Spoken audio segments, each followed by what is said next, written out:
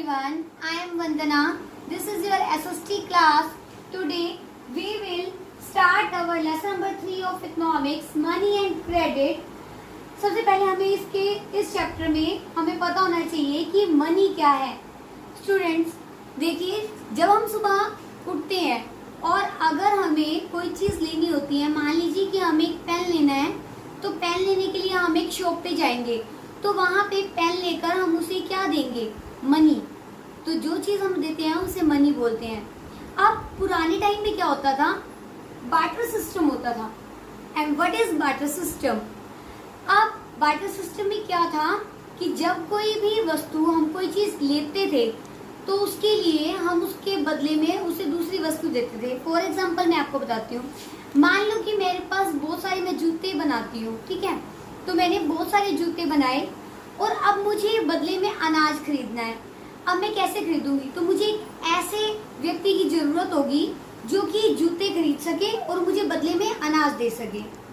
तो इस तरह के पर्सन की मुझे जरूरत होती थी, लेकिन ये सिस्टम जो है वो परफेक्ट नहीं था। देखिए, इसमें बहुत सारी प्रॉब्लम्स आती थी। जैसे अगर कोई व्यक्ति अगर कोई चीज़ नहीं खरीदना चाहता तो हमें सबसे पहले उस व्यक्ति की तलाश करनी पड़ती थी कि भी वो कोई एक ऐसा व्यक्ति मिल जाए, हमें उसे ढूंढना पड़ता था जो कि हमें अनाज के बदले में जूते खरीद सके। इस तरह से तो इस तरह की प्रॉब्लम्स बहुत ज़्यादा थी।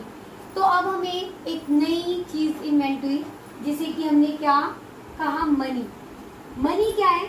आज हमें कोई भी चीज़ खरीदनी है तो हम इस कोई भी चीज़ खरीदने के लिए हमें कोई चीज़ वापस उन्हें नहीं देनी पड़ती। डायरेक्ट हम अगर कोई चीज़ पेन खरीदते हैं तो उसके बदले में पैसे दे रहे हैं।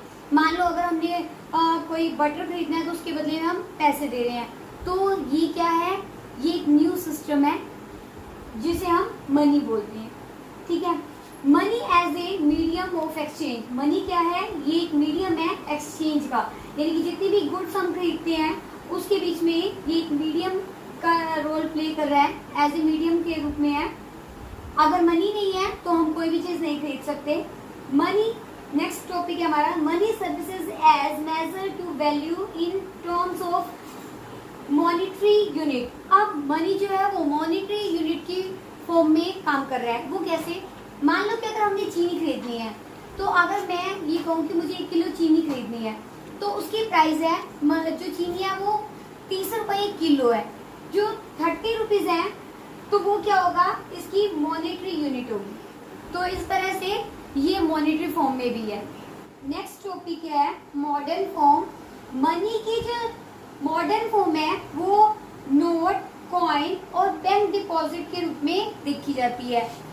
बैंक, आज हम जो भी चीजें खरीदते हैं उसके बदले में हम क्या देते हैं? नोट, कॉइन या फिर अपने बैंक डिपॉजिट्स देते हैं। अब पहले क्या होता था?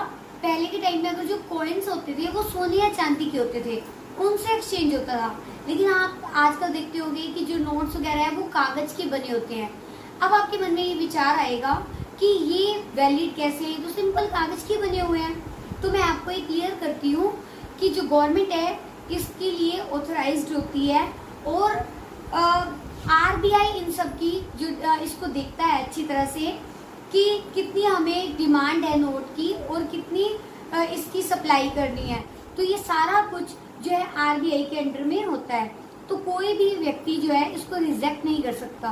कोई भी पर्सन, जितने भी नोट हैं, इस करेंसी को बिल्कुल भी रिजेक्ट नहीं कर सकता। ये सभी जगह पर मान्य है। अब हमारा जिसके अंदर नेक्स्ट टॉपिक है डिमांड डिपॉजिट का है। इट मीन्स डिमांड डिपॉजिट की कि हमें जितनी डिमांड होती है वो इसके अंदर आती है। जैसे कि इसके अंदर एक पॉइंट है चेक। मान लो कि मैंने किसी पर्सन को, एक ABC एक पर्सन है, उसे मैंने 4000 रुपीज़ देनी है।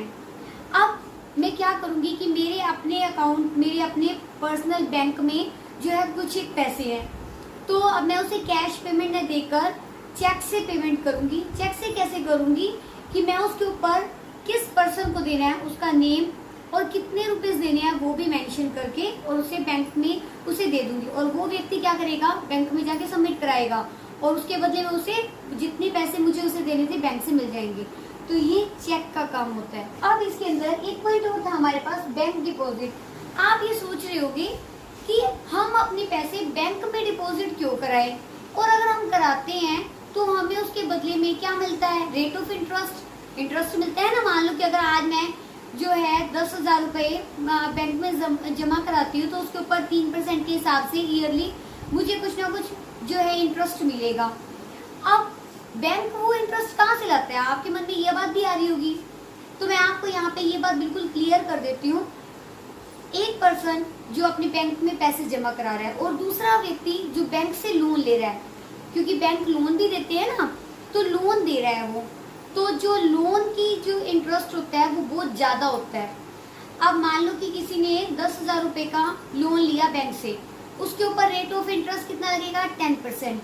और मैंने अपने पैसे बैंक में जमा करवाए 10,000 रुपये और मुझे कितना मिलेगा, %। अब जो हमें गेन हुआ बैंक को कितना हुआ, 10%, और दिया कितना बैंक ने, 3%। तो इस तरह से जो बैंक है, जो हम पैसे जमा करवाते हैं उसका आदान प्रदान करता है और सारे अपने खर्चे भी बीच में से निकालता है। स्टूडेंट्स, इस चैप्टर के अंदर आपके पास 2 स्टोरीज हैं, वो भी लोन को लेकर।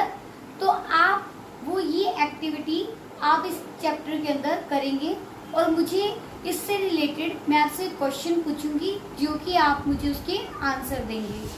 Hope you understand the concept of the topic that I have shared with you, and the rest of the lesson we will meet in our next topic with a next new video. Thank you.